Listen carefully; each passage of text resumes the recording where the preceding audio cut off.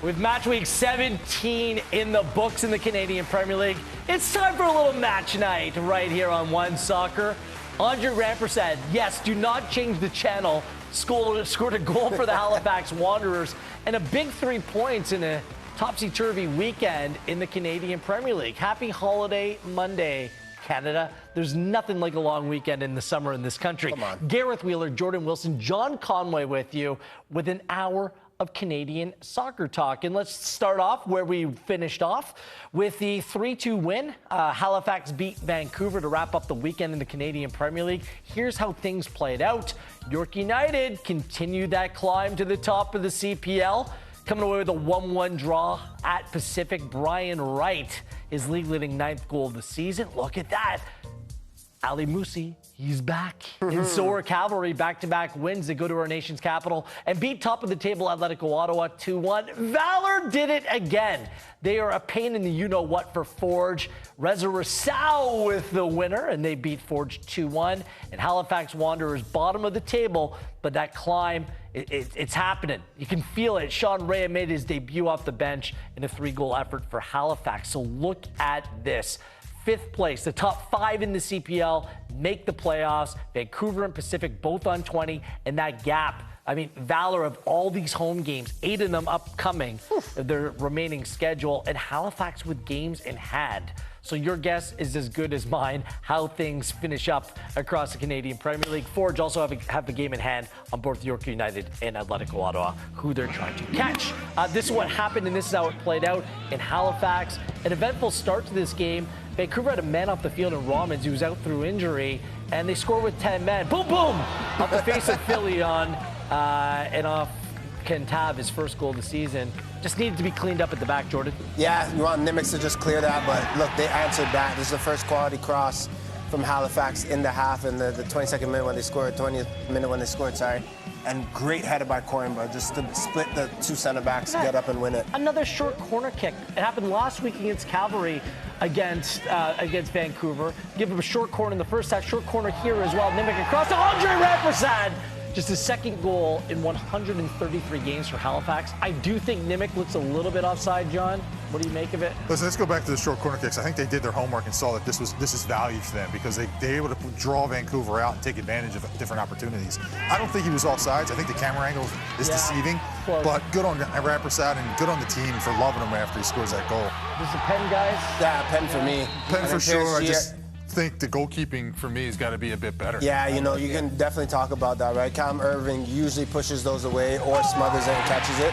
But there's one man you don't want to take a penalty at that spot, and that's Dan Nimick. He puts that one away. Team leading 6th goal already. He is Mr. Penalty for Halifax. This is literally the last touch of the game. Nimick giving one back, poor back pass. Whoop! This is a great finish by Guerrero Diaz, by the way. Add that to the highlight reel. Goal number 7, but nowhere near enough. Just 1 win in their last 10 for Vancouver. The slide is real. In Halifax, what you didn't see there is Sean Rea came on in the second half and was very lively for the Wanderers.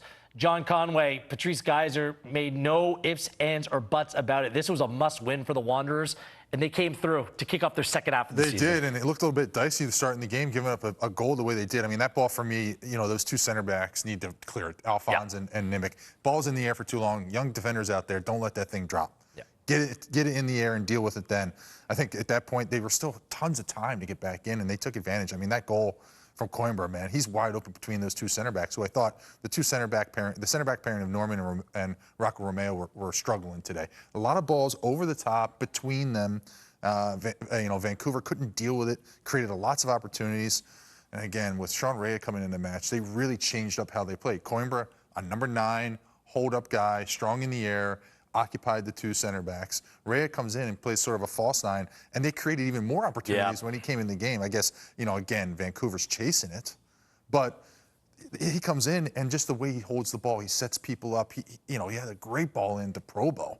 It's such a significant pickup for Halifax. This time of year, they have lots of games to go to make up that ground in front of another sellout crowd at Wanderers grounds. It just seems like a turning point kind of game or turning point kind of week with the addition of Sean Rea. Yeah, you're so right. This is absolutely a turning point. I think also, too, the difference between the two sides today. Of course, we can break down tactics and whatnot, but it was also just voices and presence. I look at someone that I played against and who was a pain to play against, and Andre Rampersad, who was player of the match. Just that voice to pick players up when you're 1-1 and it's tied and you need to have that little edge over everyone else. Halifax wanted it more, and I think sometimes that's what it comes down to, just putting yourself in that area to really take care of the game. Jordan, you and I have backed Vancouver over the course of the season, but the Eagles are not flying. They seem like they're grounded right now.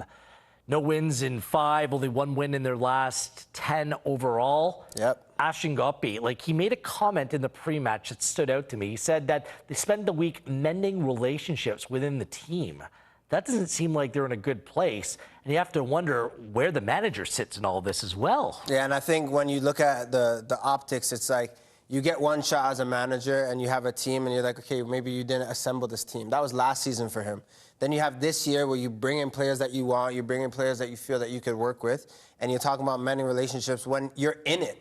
It's not like you have a 15-point gap and you have to catch up. You're literally in it. For me, John, as someone who's played and been around teams and coached, you shouldn't be able to convince players to go and be there. They should be bought in. And I think it's your job as a manager to get the best out of your team. Absolutely. I think in for Vancouver's case, they're struggling. They're spiraling. I mean, they're just spiraling right now, and I don't think they have an answer. I don't think they have anything to grip on because I do think they lack some leadership. I know Renan Garcia is there. He's an older player, but they don't have that one guy, in my opinion, that really can grab this and say, hey, boys, this is what we're doing. And that sometimes has to come from the coach. And with that being said, with him making the comment about mending relationships, I mean, that locker room must be so disjointed for him to actually come out and say that. Yeah.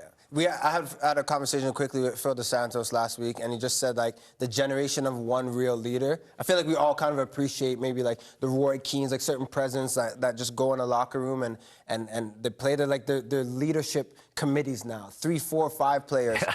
I'm looking at Vancouver tonight, and this is my cry out.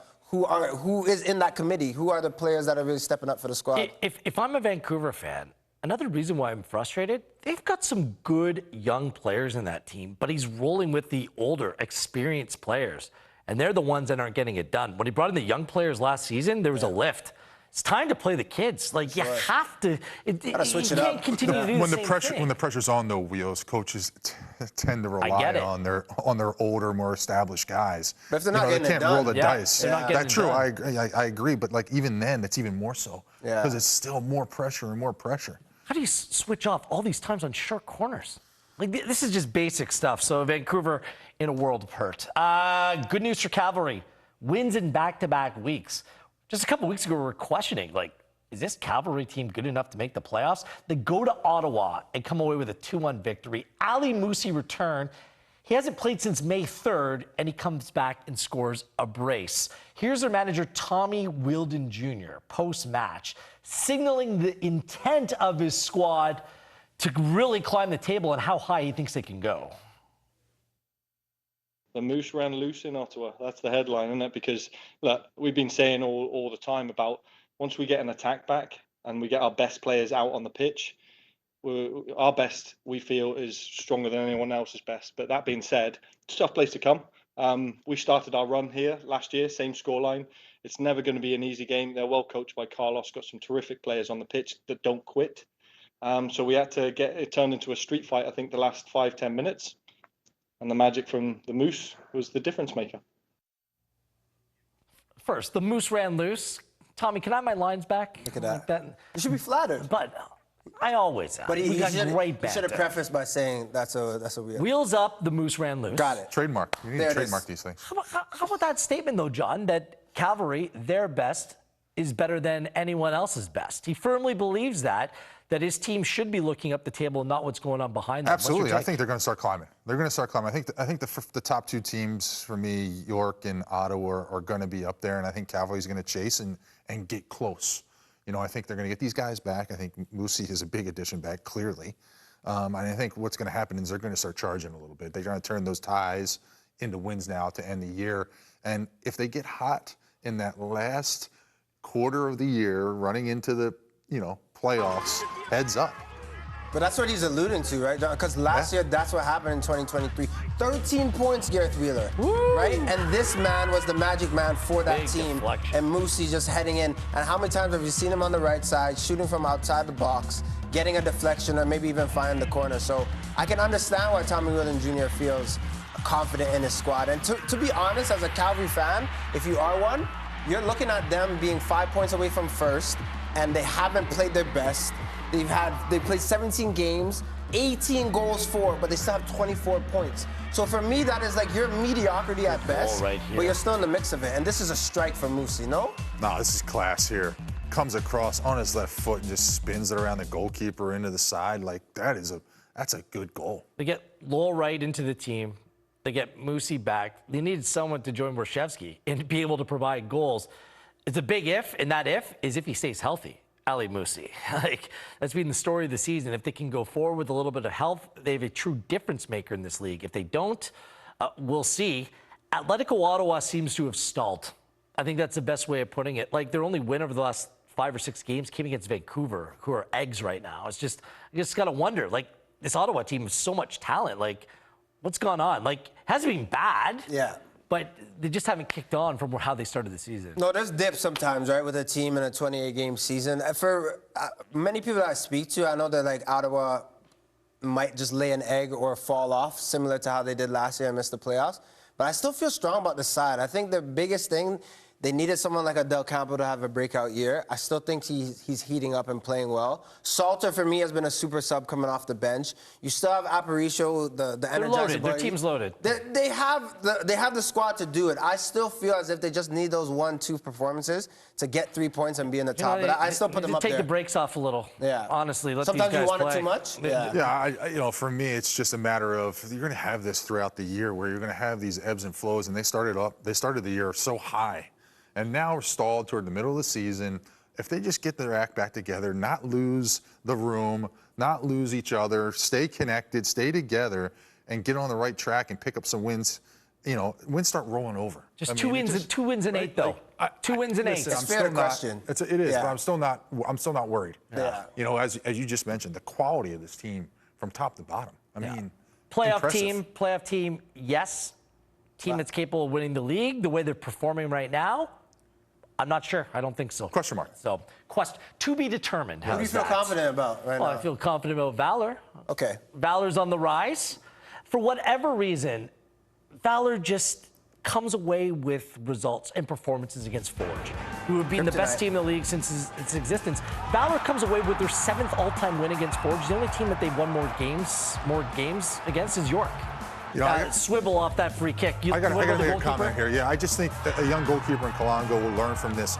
From that distance, Jordan, if you put down 10 balls and I had no wall, you're never going to beat me. We're going to come back to it, and we're going to show you again to show. Yeah, we'll tap into your expertise again, here. I think it just needs to be a little bit better. But again, you talk about this Valor team. They're loaded with home games. Yeah. I mean, they're going to be tough. 8 of their last 11 are coming at home. Faria's playing good. I think Reza Rassau has been a revelation for this team. He scores the match winner. Like, now they have some depth in attack. Sofwan Bois comes in. All of a sudden, this Valor team is playing with some belief. Faria, in the post-match interview, said it, I believe it was to Adam Jenkins. He said, look, we are working our socks off, and we're believing right now. I mean, that tells me something about this team. And I think the bigger thing with Phil Dos Santos as well is with his Valor side, he's always had 12, maybe 13 players to rely on. Now it seems like he has a bit more. He has obviously his favorites and his go-tos, but now he's looking at his bench and saying, this guy could do a shift for me today. If they can stay healthy, they can absolutely compete for a playoff Honestly, spot. Valor, big problems last year. They were decimated at center back. He's found a center-back partnership with Morticudis and Facineri there. Yeah. Let's show you that free kick goal, and John, you can walk us through what you see from the young goalkeeper. Yeah, just for me, it's just from that distance, it's going to be tough to beat. If you put a ball down, you're not beating me at 47 years old, if I give you 10 times. But with the wall, it makes Kalango move that much farther over to his left. To see it, yeah. To be able to see it. And then he can't cover the distance. And I think that's the big problem. That's a learning situation for the young goalkeeper going forward. For me, maybe you just put 2 in the wall because, again, as I said, from that far out, you should not get beat. Yeah. And the only reason you get beat is because of the distance you have to cover because the wall makes you shift that much far over. Yeah. I've always wondered as a defender too, like, are you using the wall for your advantage? And you just alluded to that. Like, 2 would be using it for your advantage. Absolutely. But 4 is a bit much. And by the way, you great can't free see. kick takers, a la Beckham. They know which guy they have to put it over and get the correct spin and dip. So when you have that many guys in the wall, they know all I got to do is do my thing over between the 3rd and 4th guy or the 2nd and 3rd guy, whatever their preference is, and they can get it in the goal. You got to use that to your advantage as a goalkeeper, not put those guys in there and go, hey, you see me now. I'm in the middle of the goal. Try and beat me from that far. Right. Let's finish up with some Friday Night Football at Pacific. Well broken down, by the way, Jon Conway. Everything happened the first 10 minutes. TMG with the goal. I mean, has there been a better center back in the CPL this season than Thomas Meyer-Jaguar? I mean, he's right up there. Scores a goal. Brian Wright, your league leader in that category, scores his 9th in the 9th minute, and they played a 1-1 draw. Jordan, you run comms for this game. Yeah, I was, and it was an eventful first half. I mean, look, for my former side, York United, the way that they play and have so many players that want the ball, but this man right here, that's the 9th goal for number 9, Brian Wright, on his weak foot. But it's just a build-up from York. They're very methodical. You're looking at a Pacific side who started so well in this match. But my question still remains is, where are these goals coming from? Where's that 2nd, 3rd goal coming from? And it seems to be stale. That's something they need to fix if they really want to make a push. John? To go away from home, especially a far ride to Pacific, you take that point, Yeah. right? And Brian Wright, we talked about this. This guy's a beast. That's your guy. I mean, that's my guy. I'll take him. He's going to score. You know what? Bank it. He's going to win. It's not a far stretch. He's winning the Golden Boot. Banking it already. Wow, because we have a long list of contenders. Maybe we'll get into that a little bit later on in the show as well. So York, I mean, a win could have put them top of the table. Yeah. So that's how close things are.